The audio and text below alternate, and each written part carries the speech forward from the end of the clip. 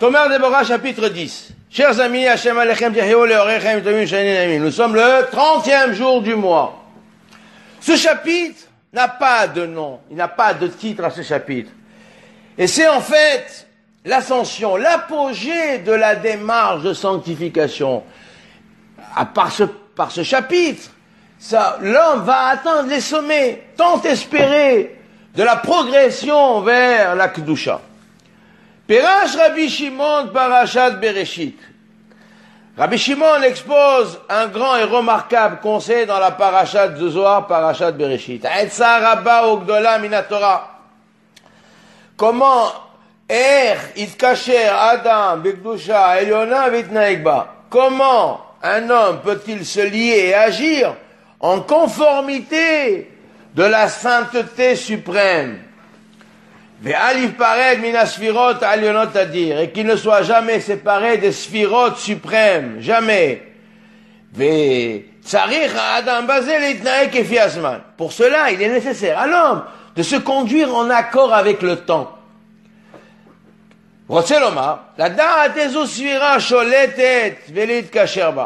À savoir, quelle est la sphira qui correspond et qui règne sur le moment présent? Et se lier avec elle en accomplissant le tikkun associé avec la qualité régnante. Mais la asota tikkun amitiahes et la mida sholetet. Comme nous l'avons déjà souligné, à chaque temps correspond une qualité, une mida, qui agit sur l'homme et sur l'ensemble de la création. L'individu qui désire se mettre au service d'Hachem doit adapter ses attitudes, ses comportements, afin qu'il soit en conformité avec les influences spécifiques du temps vécu, de l'instant, afin que les flux de sainteté s'attachent à lui.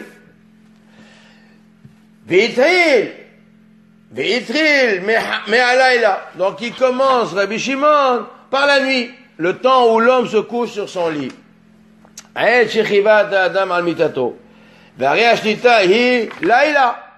La force dirigeante est alors la qualité du malchut.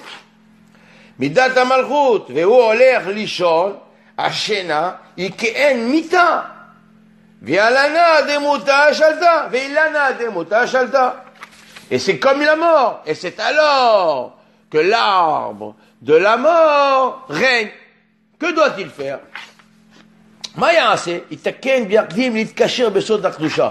Il doit se préparer, prendre des devants et s'attacher selon le secret de la sainteté. C'est-à-dire, Zotomeret, Vehu Oler Rishon, Viainu, Sod Midat HaMalchut Bephinat Kedushata. C'est-à-dire, il doit s'attacher sur le secret de la sainteté, le secret de la qualité du Malchut à l'aspect de la sainteté. Pour cela, il montera au lit, en acceptant sur lui le joug du royaume des cieux, avec une intention parfaite du cœur. Nous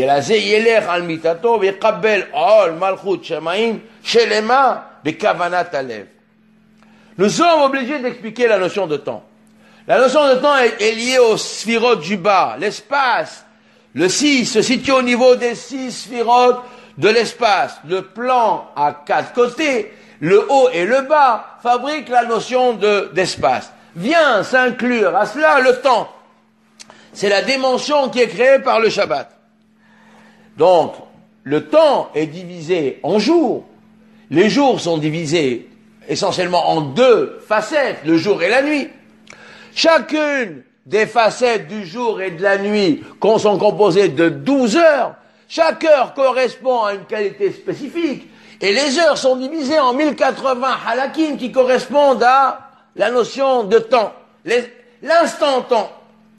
À chaque heure correspond une composition du nom de 4 lettres, qui donne le flux et la vie à l'existence de l'instant. Le temps est une création effective qui se renouvelle à chaque instant. Chacun de ces instants est une véritable création et qui voit le jour par la conjugaison des noms saints. Le temps, Zman, a une valeur numérique de 96 qui correspond au nom de Dieu de valeur numérique 45, Ma, Yod, Ke, Vav, Ke, Yod, Vav, Zalet, et le E, Aleph, Vav, Aleph, Vav, et Aleph, valeur numérique 45, Ma. Et le nom qui se compose de valeur numérique 52, Yod ne change jamais, et doublé, vav, doublé et doublé, ça fait 52. 52 conjugué avec 45, ça fait 97. C'est la conjugaison des deux concepts qui fait l'instant présent. De même, les semaines qui composent les mois sont aussi dépendantes des sphirotes. Ainsi, les 4 semaines du mois correspondent à des sphirotes et à des partsoufim. Eux-mêmes s'inscrivent dans les mois. Les mois aussi correspondent à des sphirotes particulières. Chaque mois correspond à une composition du nombre de 4 lettres, etc. Les années, les dizaines d'années, les centaines d'années, et même les millénaires, sont tous de cette qualité. Nous sommes en l'année 5777. Le 6e millénaire correspond à la sphira du Yesod, le fondement. Les 700 ans correspondent à la sphira du Hod, la splendeur, l'humilité. Les 70 ans aussi au Hod. Et les 7 ans des unités correspondent au Netzach. La qualité de l'année, des événements qui s'y déroulent, de la Torah qui est étudiée, qui est dévoilée, des mitzvot accomplis, tout cela s'inscrit dans ce concept-là de la réparation des temps. Chaque jour étant un jour nouveau. C'est le matin que les bontés qui lui correspondent sont diffusées, jusqu'au moment où le soleil atteint le zénith. C'est la raison pour laquelle nous dit le Hassid Lutzato dans Adir Bamarom que la tfila du matin est excessivement longue, parce que c'est le moment où sont diffusées les énergies du jour. Alors que la tfila de Minha est relativement courte, parce qu'il s'agit de les récupérer. Et voir la discussion rapportée dans la Gemara entre Antonin et Rabbeinu Akadosh au sujet, la question posée que le soleil aurait dû se coucher au zénith. Et cette Gemara-là est rapportée dans Baba Batra et dans Sanhedrin. Parce que le soleil qui diffuse les énergies, ces énergies-là finissent justement à Hatzot. Alors à quoi sert le reste de la journée? À récupérer. Chacun peut alors récupérer la partie qui correspond, qu'il peut récupérer des énergies. Donc, la nuit aussi, c'est la partie, c'est le moment des puissances, de la rigueur. La première partie de la nuit, les rigueurs sont totales. La deuxième partie de la nuit, les rigueurs sont apaisées. Comme nous l'avons déjà dit, le sommeil, donc le sommeil est 1/60 de la mort. Chaque nuit, l'âme monte. Pourquoi est-on obligé de dormir? Pourquoi dormir? Pourquoi Hachem a créé un système où l'homme doit dormir? Il y a un secret dévoilé dans les Sfarim à Kedoshim, que le sommeil étant 1/60 de la mort par rapport au corps. Mais nous disent les Sfarim qu'il y a des choses que Dieu dévoile à l'homme, il ne peut pas les lui dévoiler quand il est réveillé. Donc le sommeil sert au dévoilement des choses profondes que Akadosh Baruch Hu choisit de dévoiler à certains individus. Donc le sommeil est aussi 1/60 de la prophétie.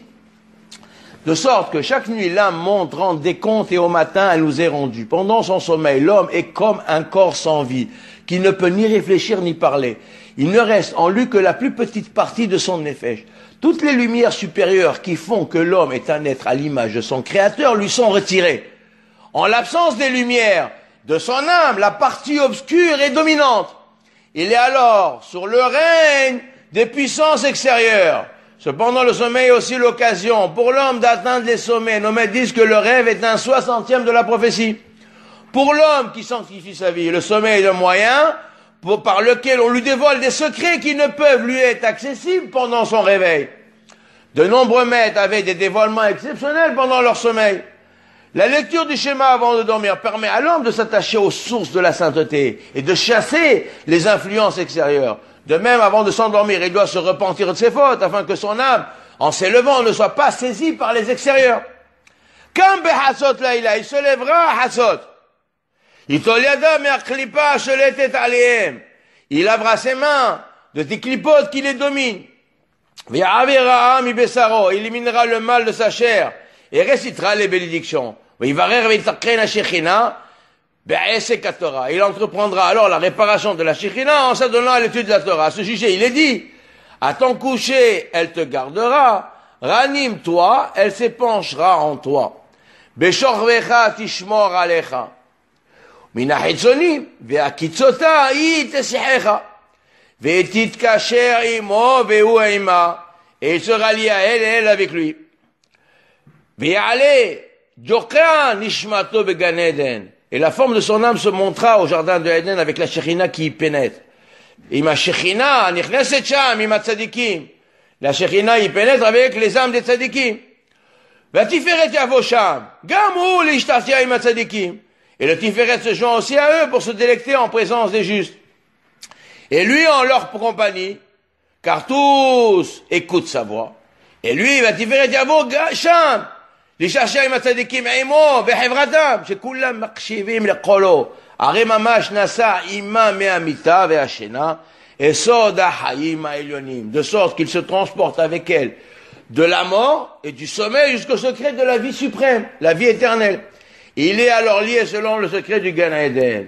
ויתקשר בסוד גן עדן, ויתחיל להתנוצץ עליו אור התפארת, et c'est alors que les lumières du Tiferet commence à rayonner sur lui, sur les justes du Gan Eden, se mettent à illuminer. C'est ainsi qu'il a expliqué dans la paracha, Teruma. Celui qui se lève au milieu de la nuit ne goûte pas le goût de la mort. Les 6 premières heures de la nuit sont appelées les 60 respirations. C'est pour cette raison que le roi David ne dormait pas à Hatzot. Le Zohar dit, quand arrive l'heure de Hatzot, la sainteté d'en eux se réveille. Et celui qui continue à dormir sans se préoccuper de l'honneur de son Créateur, en l'étudiant et en lui faisant des louanges, s'attache à la source de la mort et des impuretés. Il convient donc de mettre du zèle, de l'empressement, afin de s'en préserver et d'être réveillé au moment de Hatzot, à l'instant Hatzot.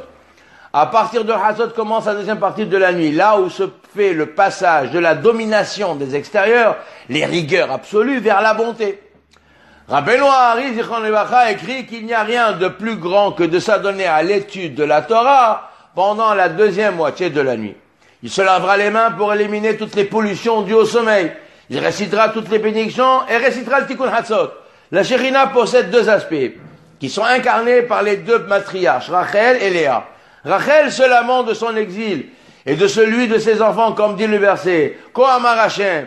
Rachel mevaka, une voix, kol barama nishma, une voix retentit dans les hauteurs. C'est la complainte de Rachel. Elle atteint les hauteurs là où se trouve Akadosh Baruch Hu, une voix plaintive d'amers sanglots. C'est Rachel, mevaka banea, qui pleure sur ses fils. Elle ne peut se laisser consoler de ses enfants disparus. Hachem lui dit, et la soutient, et qui apaise ses douleurs en lui disant, Ken, yesh sachar lepulater, mini kolech mi bechi. Abstiens-toi. La Shekhinah accompagne Israël dans son élire, car oui, il y a de l'espoir et de l'avenir.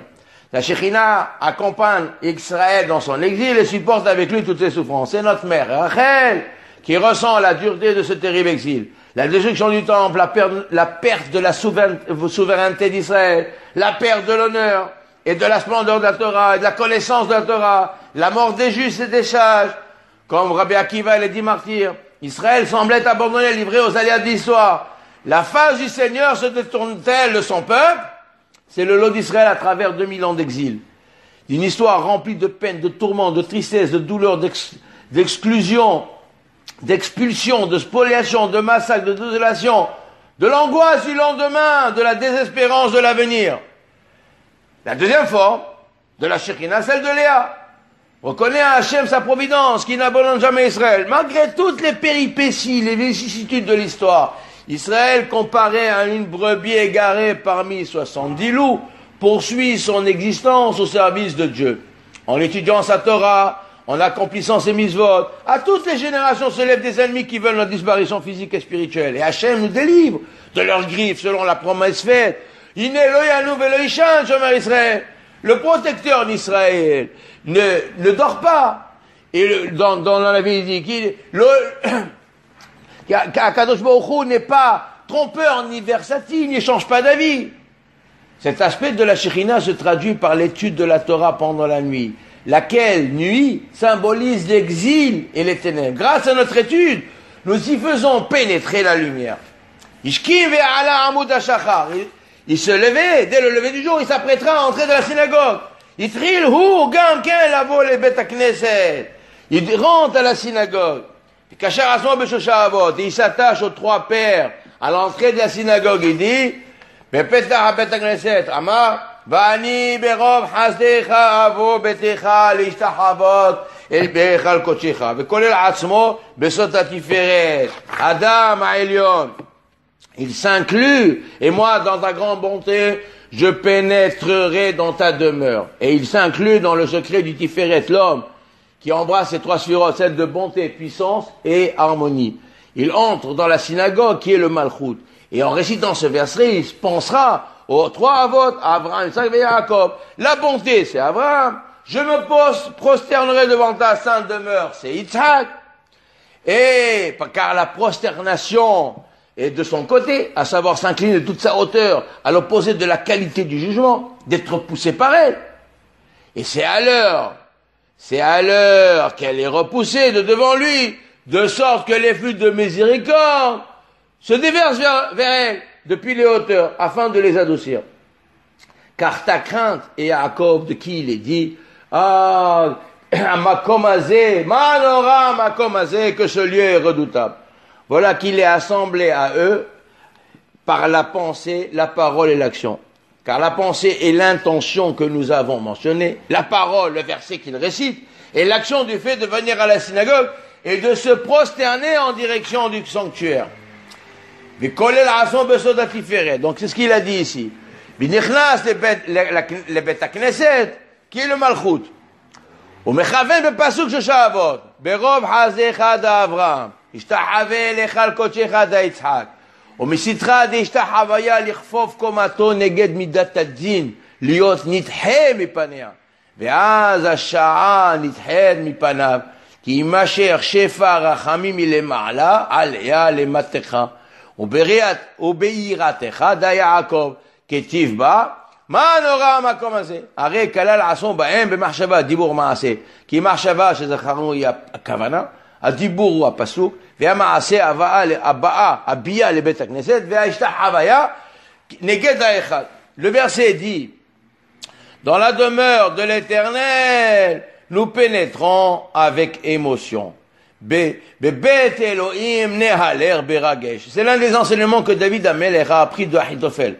Ce verset est prononcé au seuil de la synagogue. La synagogue est un petit sanctuaire, elle abrite la sainteté. L'émotion qui enveloppe celui qui y pénètre traduit la sainteté. Toutes les influences qui se déversent en ce monde sont de trois ordres. Bonté, rigueur et compassion. Harmonie. Qui sont symbolisées par les trois patriarches. Il convient donc de s'attacher à leur qualité afin d'ouvrir les ports des flux supérieurs pour qu'ils se répandent dans le malchut.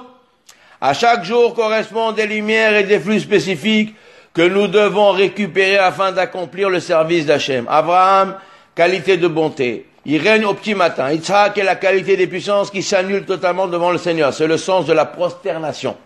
Jacob est la qualité qui conjugue ces deux premières. Dans les flux, dans les cieux, les flux sont énormes. Il ne demande qu'à descendre dans ce monde pour en combler le malchut, qui en est le réceptacle. Le matin, les réceptacles sont encore vides. Le but de notre prière est de les ouvrir et de leur permettre de se déverser. Ce réceptacle est symbolisé par la synagogue, qui relie et rassemble les différents individus qui sont dans le rôle de receveur. Comme préambule à la prière, le Rav Ari a institué que chacun se doit de déclarer son amour du prochain. Je déclare aimer chacun des membres du peuple d'Israël comme moi-même, et je inclus ma prière dans l'ensemble des prières d'Israël. Kodem tefila omed bet hakneset, piv mekor novea tefila vihud. Au début de la prière, il se tient dans la synagogue et sa bouche est la source d'où jaillit la prière. C'est l'union du fondement qui est la source du puits, qui s'ouvre vers le puits qui est la synagogue. Mekor vihud yesod, mekor be'er, niftah be'er shu bet hakneset. Le malchut ou la shechina. Et il réalise alors le tikkun pour la Shekhinah et toute sa concentration autant que possible. Il est extrêmement important d'associer la pensée à la parole et à l'action. Ainsi, les trois niveaux de l'âme se retrouvent dans nos misot. L'action est au niveau du corps, le nefesh. La parole au niveau du roi et la pensée au niveau de la neshama. Dans la synagogue, il se tiendra avec crainte et de sa bouche ne sortiront que des paroles de bénédiction. Il réservera ses mots uniquement à la prière afin de remplir le puits et de le rattacher à sa source. C'est l'union du Malchut et du Yesod. Il s'efforcera dans la concentration de la prière. Comme disons, une prière sans concentration n'est qu'un corps sans âme. Son unique intention sera que les flux et les influences se répandent dans le Malchut. Yotze Misham, à sa sortie, Olé Besod à Torah, il s'élève par le secret de la Torah. Mitkacher Ba Besod Midat Hayom, il se lie à elle selon le secret de la qualité du jour. Mitnaeg Aima Kol Hayom, il se conduit avec elle tout le long du jour, jusqu'au moment de la prière de l'après-midi. Ah, Sheot Minha, Shemitkacher Bigvura. Et là, il se lie à la puissance, au Gvurot. Car le matin, il s'est lié à la bonté par sa prière.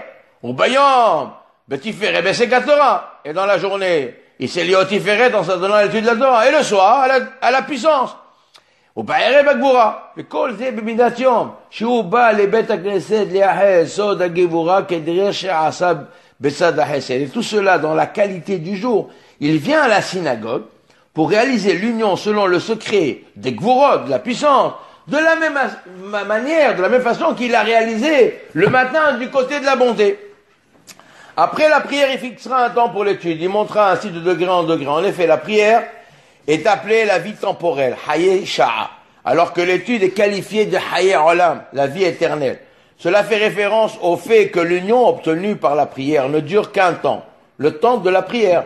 De par sa composition, fait l'union des différents niveaux de la création, les liant et en les unifiant à leur source. C'est l'union parfaite de tous les composants de ce monde. Alors que l'union obtenue par l'étude est continue, elle est définitive et ne cesse jamais. Dès le lever du jour, le soleil commence à éclairer le monde, jusqu'à qu'il arrive au zénith.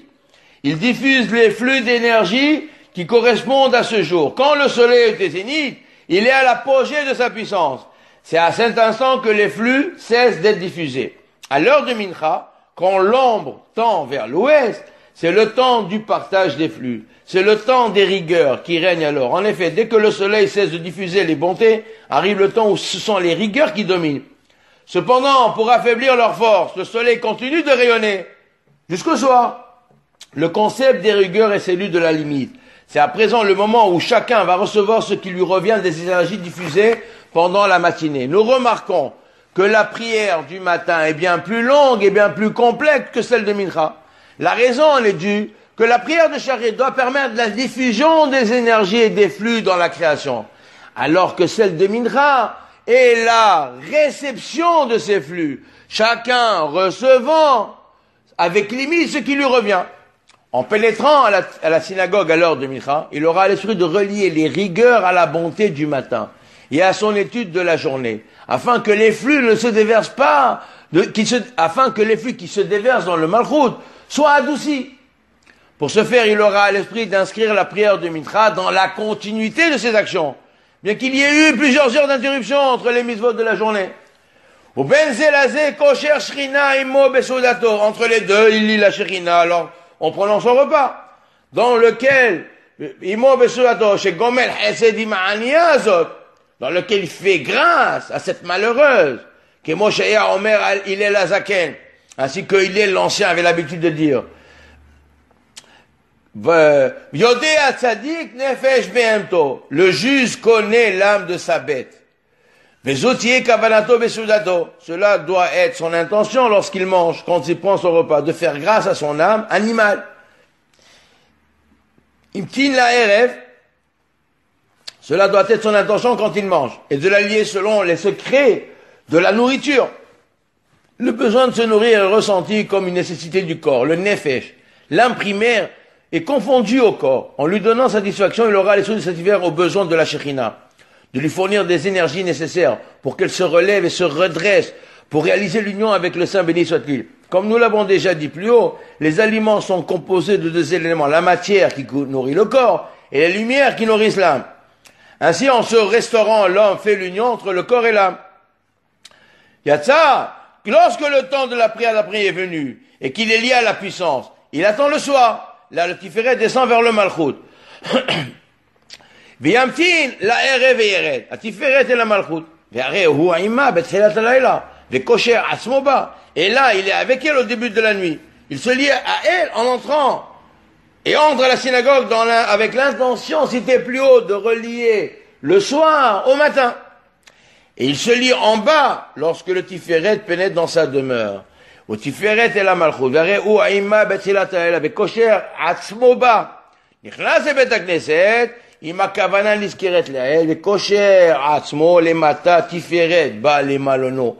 En sortant de la synagogue, Yatsa mi Bet HaKnesset, Yahed Atzmo Mamash be Malchut Levad. En sortant de la synagogue, il s'unit réellement au Malchut et à elle seule, selon le secret de l'acceptation du joug des royaumes du ciel. Kabbalat ol Malchut Shamaim. Mais Kosher Atzmo, et Tiferet, Vesod Kabbalat ol Malchut Shamaim. Vezeut Tekufato Bayom, Im Tekufato, Tekufat Asfira, ou l'olam d'avec Beor Asholet. La prière du soir est celle de Yaakov. Le Tiferet est établi, qui établit l'équilibre entre les extrêmes. C'est l'adoucissement des rigueurs, le temps des miséricordes. Bien que la nuit soit le règne des ténèbres, cependant les influences de miséricorde maintiennent l'existence. C'est le temps de la Emouna, la confiance en Dieu qui guide et surveille, et observe et surveille la création. Ceci est le cycle quotidien, en accord avec le cycle des Sphirot, de sorte qu'il soit toujours attaché à la lumière dominante. Ce conseil est principalement contenu dans la paracha de Bereshit, et le reste une compilation de plusieurs passages du Zohar. Elle est une méthode qui permet à l'homme de se lier toujours à la sainteté, afin que la couronne de la Shekhinah ne quitte jamais sa tête.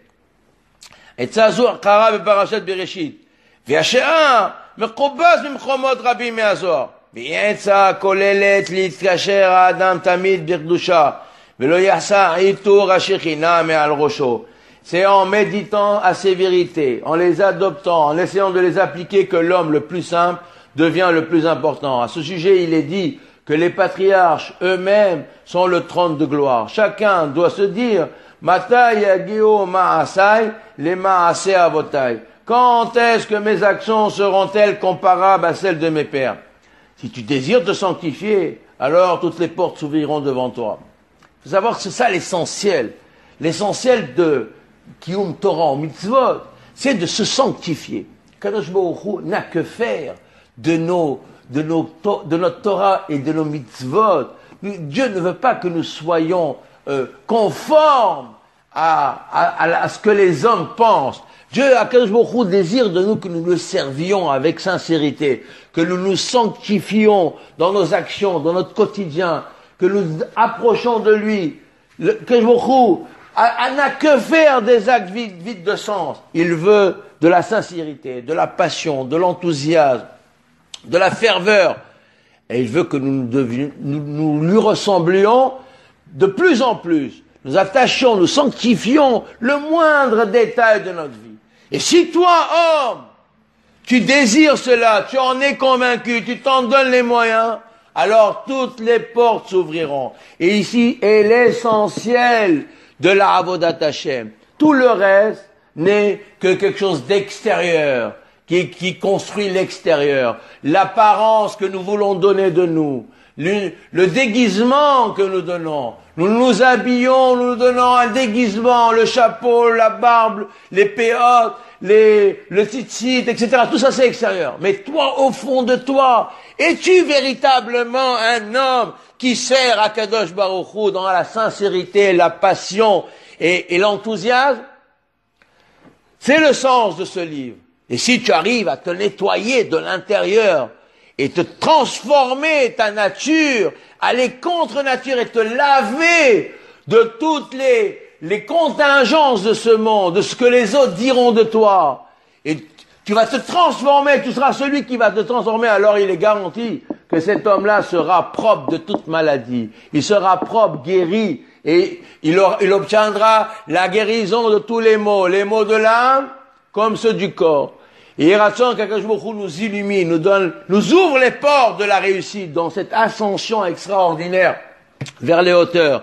Et que grâce à notre volonté d'aller de l'avant, il illumine nos voies et amène la lumière dans ce monde. Bebiat Goel Tzedek, Bimhera biamenu, lema'an shemo be'ava. Baruch Adonai le'olam.